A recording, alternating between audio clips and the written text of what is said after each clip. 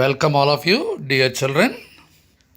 So, we are discussing the dear departed of Unit 2, comes under humor, part 2. See, in the previous video, we have come to know how the middle class families in the 18th century in European countries. Children, you know this was written by William Stanley Houghton. This was originally a play, role play, one act play, what we say. Already I discussed in my previous two videos. So today we are going to conclude this beautiful play. It is a part 2. So in the previous one, you have come to know all the characters, the two daughters of Abel Merriweather, and how the daughters were very anxious at the news that Abel Merriweather was no more. And that small little girl, I think all of you know, she went up to bring something. What happened suddenly? She saw her grandpa getting up.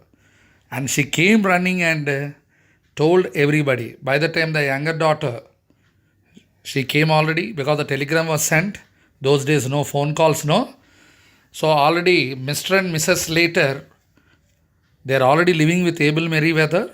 And Mr. and Mrs. Jordan, they arrived. And suddenly, all of them, they got scared to see Abel Merriweather coming down the downstairs. This is where we stopped, exactly. No? Yes. Then what happened? When Abel Merriweather, when he came down, he was surprised to see all of them. He didn't understand why his younger daughter and the son-in-law, they arrived. They didn't understand. And you see, all of them were wearing their dress also something different. Black dress something. See, generally, black represents the sorrow. Here in northern India, if anybody died, all they appear in white color. But there what happened? Black color. He didn't understand why they were. Like it is called actually mourning dress. Mourning. Mourning. Mourning. To mourn somebody's death. So somebody died means, see, we can't go in a makeup, no. So there is one specific color, like black color. He didn't understand. And not only that, he saw his slippers being worn by whom? Mr. Slater. I think you remember. When the small little girl asked her parents, are you going to pinch the things of grandpa? They simply drove her away. You remember all of you, I think. Yes. Now the slippers were there. He didn't understand. Then he observes Henry wearing his slippers. Immediately, Mrs. Slater snatches them from Henry and gave them to Abel. He put them on and sits in an armchair. Then he asked, what, Jordan? What happened to you? Why did you come? Why are you like this? So, Mr. Jordan started giving answers in different way. That somebody died, some of his cousin died, some of his cousin's cousin died, something like that. No proper connection. That's why he came like that. Like that. They didn't know because they didn't expect that Abel Merriweather was alive. So what they thought, Henry Slater and Mrs. Slater thought that he was no more and they gave the telegram. So they too thought like that they were no more. Then Mrs. Jordan, the younger daughter, she understood. Yes. So this is undoubtedly the game of her elder sister. That's it. So what Victoria, that small little girl, she was looking at both of them. See how the tennis ball going from one to one, no, one court to another court. That's it. Both the sisters, Amelia and Elizabeth, started fighting. Yes. So this is how you are looking at our father. You wanted to pinch everything of his and you are playing a game. So Abel understood his daughter's dishonesty and comes to know the reality. That's it. They were fighting. Oh, you only you. Both the husbands were also looking like that. What to do, they didn't understand. Because both the daughters are fighting not for the father. See, try to understand. Okay, father will stay with me for some months. You take father, he will stay with you for some these many months. No, no, no. Why should I take you? Keep him with you only. See, all these things started in India, as I told you, in these years. For past 10, 15 years, it started here also. Sharing of parents. What foolish thing you think. But it started in the British middle class families in the 18th century itself. That's what the playwright William Stanley Houghton satirically he is telling us. So Abel Merriweather is not wanted by anyone. All his properties are wanted. And even you see, one of the son in laws, he scolded him, useless fellow. He didn't pay the drunken fellow. He didn't pay the insurance. Now, how do we get? Like that, beforehand, the discussion went on. So, they wanted the insurance of this old man. They wanted the property. Already, bureau, what not, wall clock, that watch. Because already the younger daughter, she came.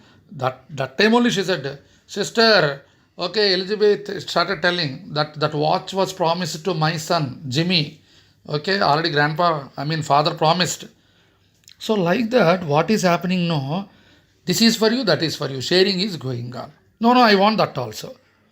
Now, looking at all these things, this quarrel, Abel Merriweather could not digest. Then he said, Shut up, both of you. And he addresses his daughters directly and declares that he is going to change his will, leaving all his property to whoever he is living with when he dies. That's it. Mrs. Jordan started to fight with each other to keep their father in their care. So, what he said? No, I will give my property. Who is taking care of me until my death? That's it. Till my death, who takes care? For them only, I am going to give my property and I am going to change my will. Will, will here is noun, children. Will. Will means it is a statement on which, a declaration on which the elders write all the properties. Today, your parents are there, they joined you in a good school, they are giving everything to you. Afterwards, in their old age, what they will do? Whatever the assets, the properties are there will be divided equally and they will write a will. It is a legal document. Will is noun here. You say, no, it's my will. Their will means that is different, related to your mind. But here, will is a legal document on which all the properties are written legally. Isn't it? So he said that I'm going to change the will. Both the sisters tried to convince him, Papa, please stay with us, stay with me, stay with us, stay with us, stay like that. But he refused to stay with them. Then he makes an announcement which shocks everyone. That's it. All are looking, what is the announcement? They didn't understand. All of you listen, I'm going to announce something great. This I decided. I'll tell you what I've got to do. On Monday, next, I've got to do 3 things. Hey, Siri, 3 things. What? Papa is going to shut up. You wait. Both the sisters are telling themselves. I've got to go to the lawyer, first one, and alter my will. And next, I've got to go to insurance office, pay my premium. And finally, the third one, I've got to go to St. Philip's Church and get married. Oh, my God. What? Get married? Immediately, elder daughter saying, hey, he's out of his senses. Yes, I am going to get married. Why is that to you? Huh? Who are you? You know, you're not caring me. I'm going to marry. Marriage at this age? What, father, are you gone mad or what? Yes, I'm not gone mad. 3 things, mind it. I'm going to change my will. I'm going to the lawyer, the first one. Second one, I'm going to pay my insurance premium. And the third one, I'm going to get married at St. Philip's Church. Got it? Who to? Who is that woman, stupid woman, who is going to get married to you? Mrs. Slater, elder daughter, asked, oh, you want details? Come on, you see. I'm going to marry Mrs. John Shorrocks, who keeps the beautiful restaurant Ringo Bell's. Oh, that lady, Ringo Bell's restaurant lady. What happened to you? That's it. We have had it fixed up a good while now. I was keeping it for a pleasant surprise. he said. And he rose up. Okay. He felt he was a bit of a burden.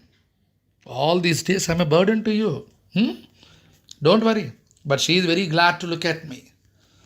You needn't worry, girls, and we shall be very glad to see you at the ceremony. See how happy his voice has become. Abel Merriweather. Marriage, no? So he became a groom now, bridegroom, at the age of some 60 or 70, 70 almost. So we shall be very glad to see you at the ceremony. Till Monday, then 12 o'clock at St. Philip's Church. Okay, don't forget. My dear daughters and my dear son-in-laws. Of course, my dear grandchildren, you are very small, you don't know all these things. He stood up, opening the door. It's a good thing you brought that bureau downstairs, Amelia. Thank you. Because once I got married, I have to take all my things there, no, to that house. So thank God you brought it from my room on the upstairs to downstairs. Thank you so much.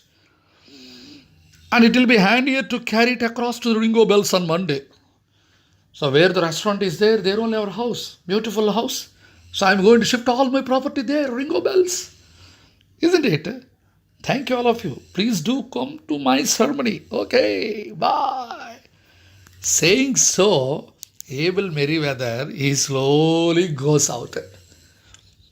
Now you see the emotions of the daughters and son-in-laws. My God, how this old fellow planned. That means he's not going to give a single pie to us and he's going to get married at this age. And moreover, he's giving an invitation to us to come. I think never it happened. Then they started repenting. Yes, correct. This is a lesson for us because we wanted to share our father as how we are going to share his things or his assets. That's why father taught us a lesson. Do you think they really repented? No, there the story is ended. William Stanley Houghton, he concludes the play here. Why no? Merrily, Abel Merriweather goes out of the house bidding farewell to his daughters and son-in-laws. Bye, he said. So that is the title, The Dear Departed. See the situation. Dear, who is the dear here? Father is dear. Departed means what? He left the house. Depart, verb. Departure, noun. I think you heard this word, no? The train departed. The flight departed. We say depart opposite, arrive. Departure opposite, arrival. Antonym. The antonym of departed, arrived. Departure, arrival. See. So here the departure of Abel Merriweather from his house and their arrival at Ringo Bells. Why? To get married on Monday. To whom? John Sharrock's Hoishi, the restaurant Ringo Bells owner. Hope children, you might have really enjoyed this dear departed. So I hope these type of things shouldn't happen in our life. Though it is funny, but how difficult it is that father leaving us in the old age, going somewhere. So through this play, a satirical play, William Stanley Houghton, he gave a message to the then middle class society of the British. Please protect your parents, old people. Most important because old age is common to every one of us. Right, children? This is the dear departed. We are going to close the curtains. So see you in my next coming videos. A beautiful assignment is there. Please do it, children. Okay. Bye.